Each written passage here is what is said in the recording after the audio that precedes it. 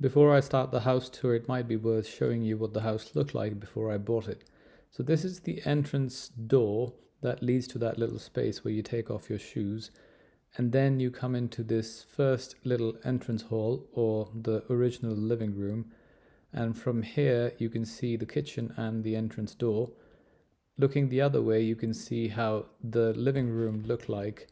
And now we can walk in, and here you can see they partitioned it on the right hand side with a little sofa and a screen and dining table at the back, and then another seating area on the left.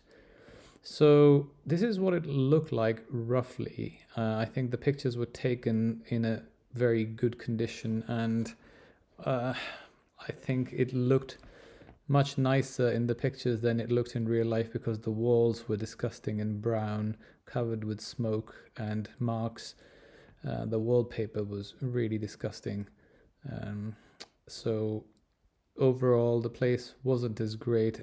The kitchen looked okay, as you can see, and except for the ceiling, which is covered in soot from the smoke, it's brown. And this is what the other side looked like, with cables and all that going over you. They had the fridge in that far corner, which also worked, but when I bought my fridge, I ended up putting it in a different place, and I haven't moved it since. The bathroom was quite awful. Again, it doesn't look that bad, but the floor was disgusting. The bathtub especially was so brown and dirty. The washing machine area was like open and again dirty and not properly done. The previous owner used the downstairs bedroom as the main bedroom, and as you can see, they had this small bed. This was the upstairs bedroom, and again, it's not too bad to look at, but that's how they had it.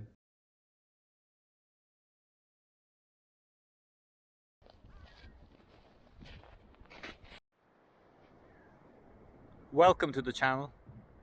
Today I'm going to do a house tour, but how about this? This is outside my house. As you can see, almost nothingness. So we can start the tour from the entrance. This is where you drive in. It's extremely windy.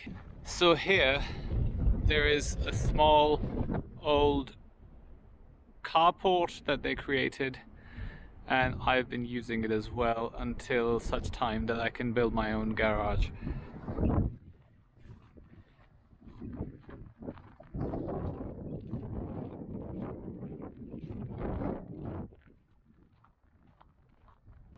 Here is my little friend, the trailer.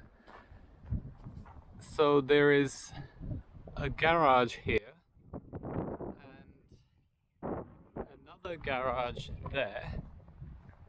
Because the roof is really dodgy and faulty and falling apart, I don't park the cars inside, because if something falls it will do a lot of damage. Then this is the barn. No, not the Swedish barn. In Swedish, barn means children. So this is the shed, the barn, where you store all your crap that you don't want in the house. Over there is a little conservatory, as we call it in English. It's like a little room that has glass windows all around, but you can sit there in the sun and enjoy the warmth and be protected from the wind. The door was falling apart, so I removed it. And then here is the house. I will walk and talk and show you what it is. But right now, as you can see, there is a lot of snow. Today it's 1 degree and it's going to get warmer in the next few days. So I'm hoping that there'll be less of this snow and ice. But I don't really mind it, I like it. Here we have another old building that is a woodshed. Obviously it can be used for anything, but at the moment I'm using it to store wood that eventually one day I will chop up and burn. But it's like 100 years old and obviously not in a great condition, but it does the job.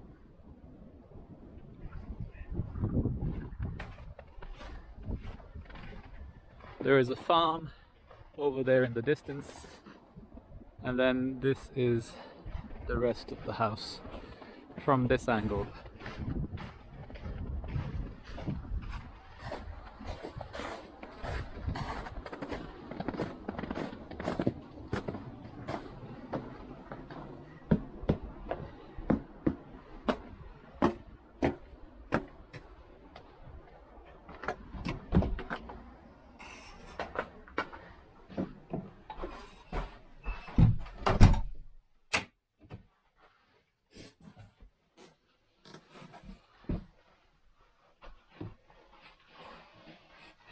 It's a Swedish tradition, and I can see why. They always take off their shoes when they enter the house. Then there is this little tray, so if your shoes are wet, you can put them on the tray. Here you have some boxes at the moment, you can see. I bought a new air conditioning unit because I think my old one is not working very well. I think it's dying. But there's a coat hanger. This is like the entrance hall where you can hang your stuff before going into the house. And then we have a little mirror here. Hello. And you have the welcome party here. So this is the old living room as it was when this house was built in 1901 or something. And the rest of the section starting from here was built in 2001. Okay, so let's show you.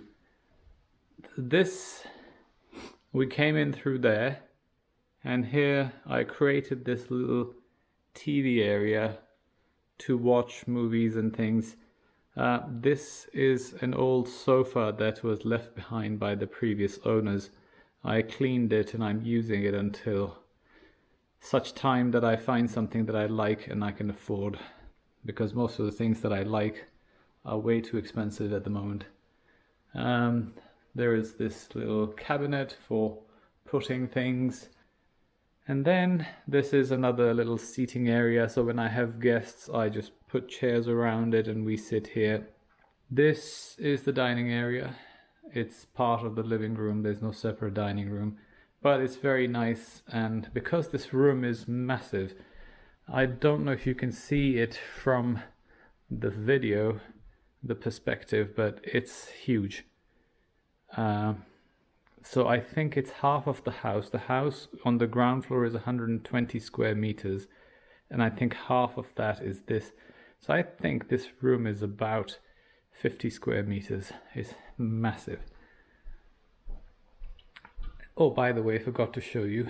There's another sofa here and a rug, and that's Polo's sofa. He comes and sits here. This is an old wardrobe that I removed from the bedroom.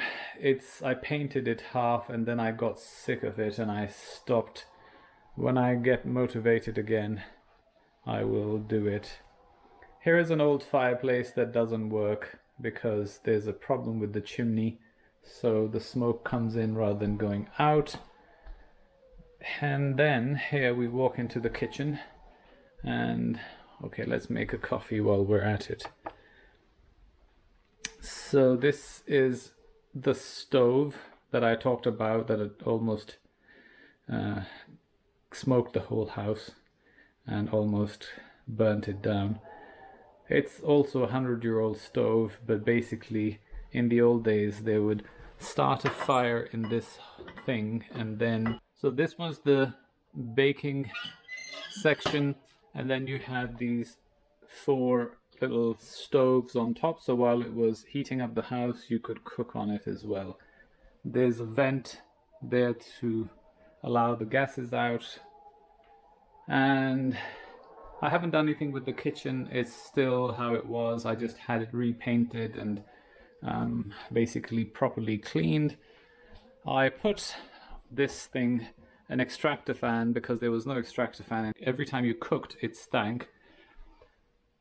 And then I had a hole cut in through the wall, and I put this, but unfortunately, as you can hear, when there's strong winds outside, you hear this wind howling. If anyone knows how to fix it, please tell me. I put a little lid on the outside that when you switch on the extractor fan, the lid opens and then it closes, but the sound of the wind is still coming. Don't know why.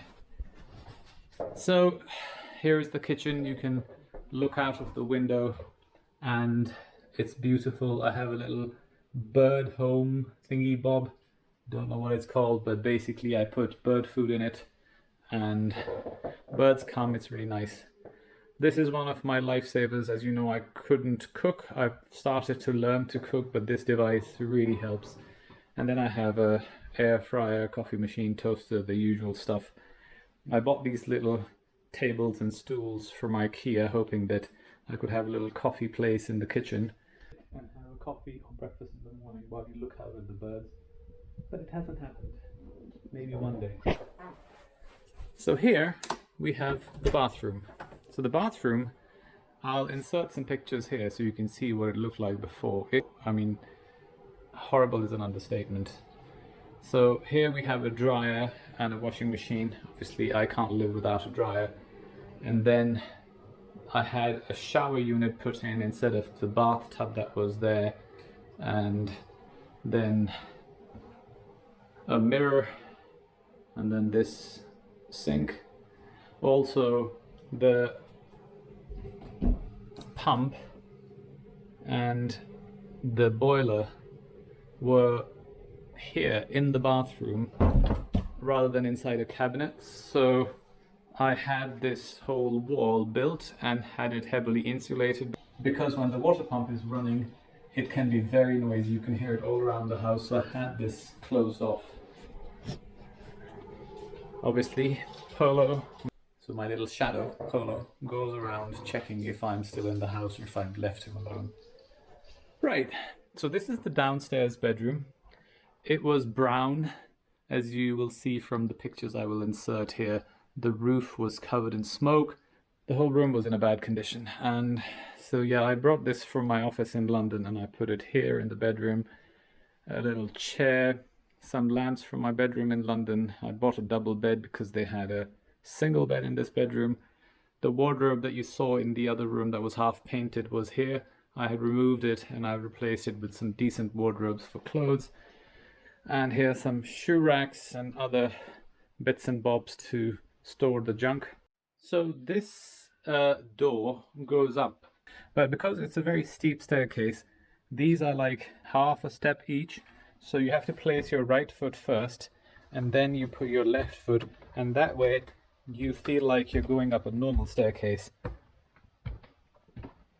So here is the room that I built. So I didn't know that I would love carpentry so much. Maybe I was Jesus in my past life, but I absolutely really enjoy it. It's so rewarding and fulfilling. So here is a small room. It's actually not that small, but it looks small, and because of the slanty roof. So I put down the floor here myself because there was no floor, it was just joists. And then I brought a carpet because it's upstairs, it's a bit cold, and I think it needs a carpet to give it some warmth. There's also this storage space on the side that was completely open. There was no insulation in the roof, so I brought the fiberglass insulation and I've put it up and boarded it, but I need to build a door so it's properly sealed, and then I can put my skis and other stuff in there, because I still think there's a lot of cold wind that comes through there. I put these panel radiators. If anyone's looking for radiators, don't buy panel ones. Buy the oil filled ones that have gel or oil in them. because they're more effective. These ones are quite useless, so I wasted a lot of money. So I put down floors here as well. This was supposed to be another small room for kids. One bed here and another bed there and a little table. But right now, all my stuff from London that I haven't been able to unpack is here. And it's just like my skis are lying here and all kinds of rubbish.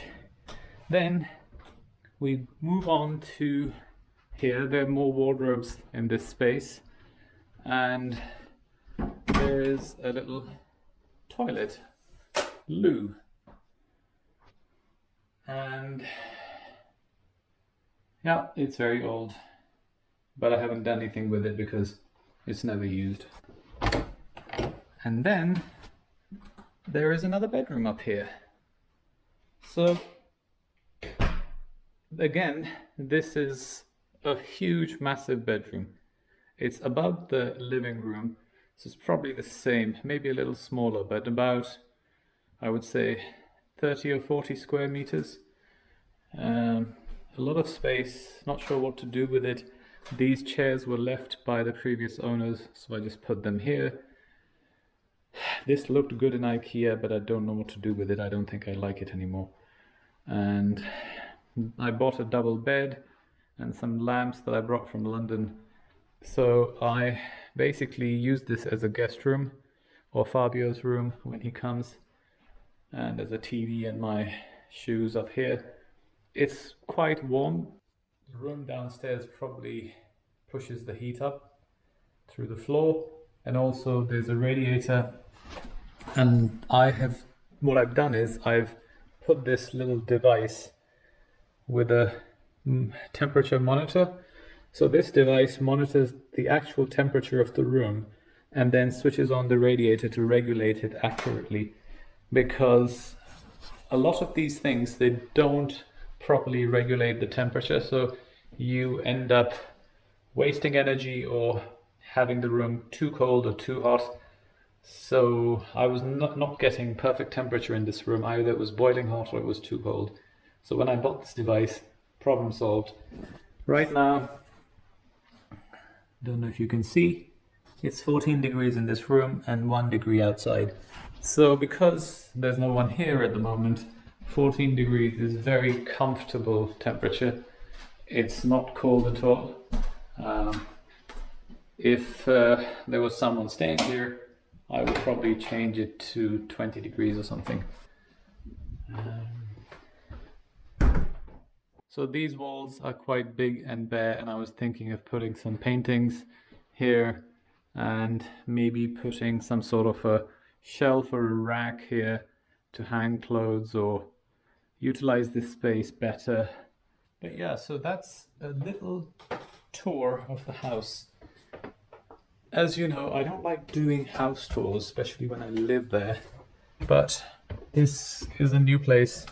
It's interesting and a new experience for me. Okay, let's grab the coffee. It must be cold by now. I made the coffee and I forgot about it because I was filming.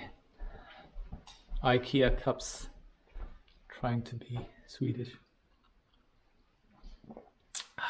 Perfect temperature. With regards to the heating of the house, this is something that I've been struggling with, or was struggling with until recently. Since October, November, when it started to get cold, I switched on the air-to-air pump. That's we call it a split unit in the UK, or air conditioner. Here they call it the air-to-air heat pump.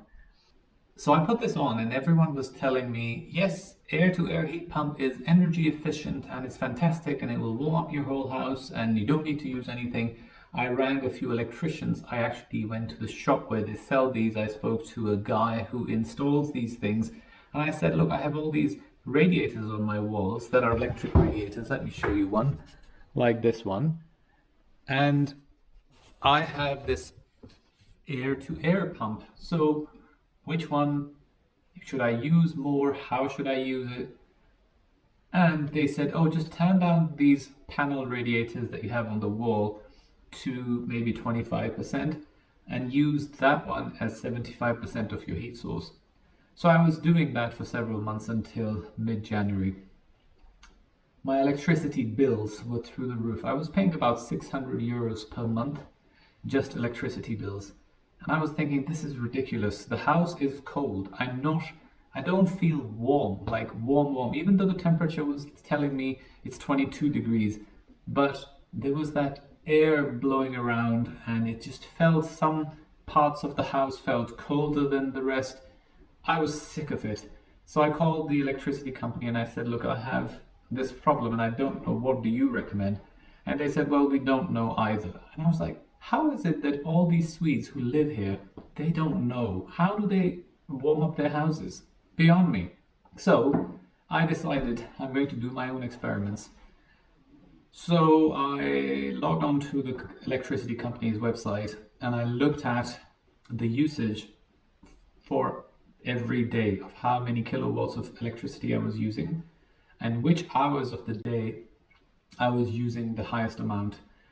And then I thought, okay, this will tell me which devices are using the most electricity, and then I can figure out what's the best solution. So I turned off that air-to-air pump completely at midnight, and I thought, okay, tonight from 12 o'clock, I'm going to switch it off, and I'm going to crank up all these wall radiators for 24 hours and see what happens. So I turned them all to maximum, and I left it for 24 hours. Guess what? The house is maintaining 18 degrees constantly. Whether it's minus 10, minus 20 outside, it's 18 degrees inside.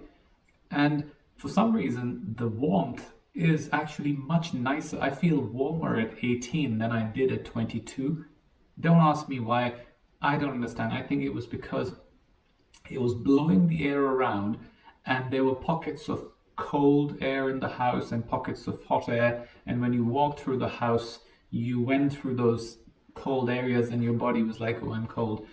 Now it's evenly warm everywhere. So after 24 hours, I went onto the website to look and see how much electricity I'd used. Guess what?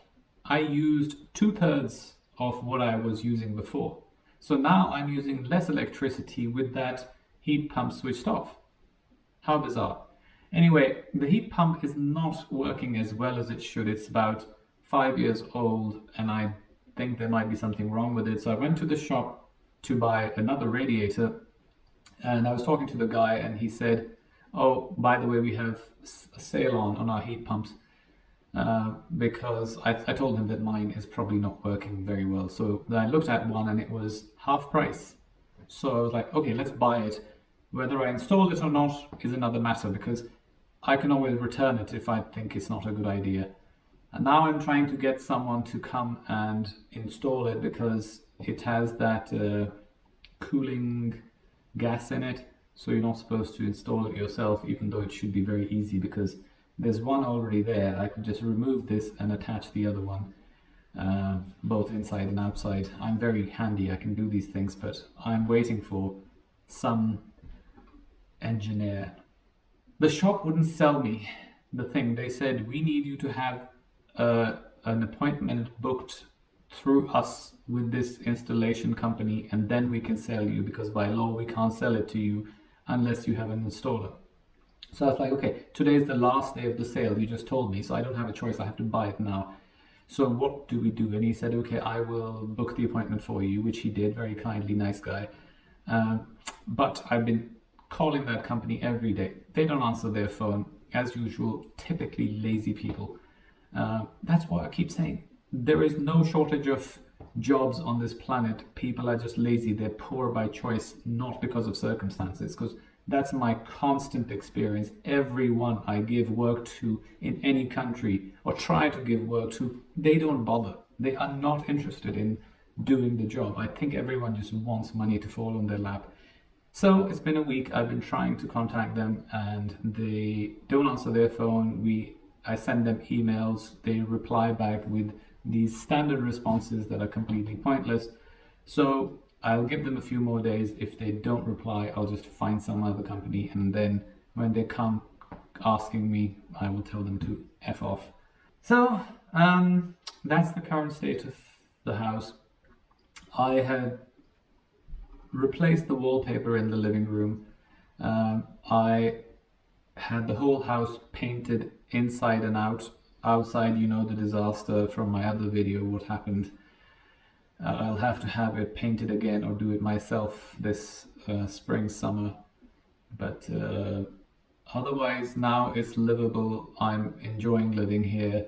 There's still quite a lot of work to do, but it's extremely expensive here to get anything done. In the UK, everything is half the price. Now I understand why everyone runs to the UK to live, because taxes are lower, service is great, everything is much cheaper. So I can understand, but obviously there's pros and cons. Living here, the life is much more peaceful and nicer and calmer, and we don't have to deal with the bullshit politics of the UK. Here, it's not my country, so the politics doesn't really impact my heart, because I don't think that it's their country. Whatever they decide to do with it, it's fine by me. I'm just a guest. Whereas in my own country, I get very angry and emotional because I think it's my country and it's being ruined by some idiots in it and running it. It was supposed to be a house tour and it became a rant. But hope you enjoyed this video, and I'll make more soon. So thanks for watching.